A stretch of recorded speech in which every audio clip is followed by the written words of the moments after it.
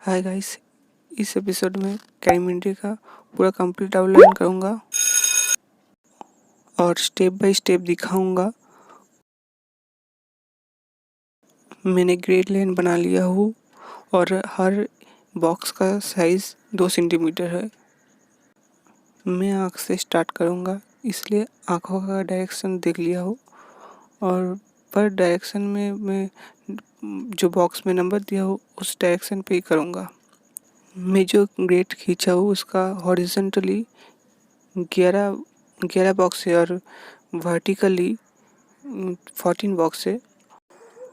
मैं आंखों का डायरेक्शन देख रहा हूँ। आप भी ऐसे करना, क्योंकि ऐसे सुविधा होगा आप लोग का भी।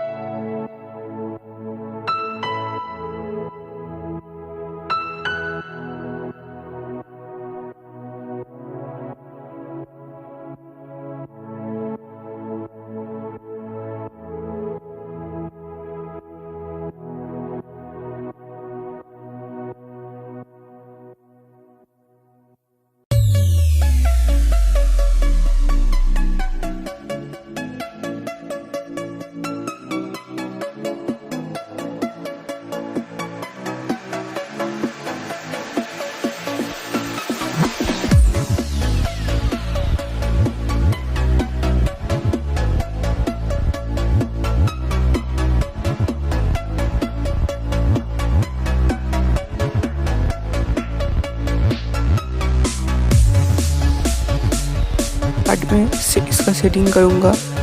और वीडियो अच्छा लगे तो वीडियो को लाइक करना, चैनल को सब्सक्राइब करना।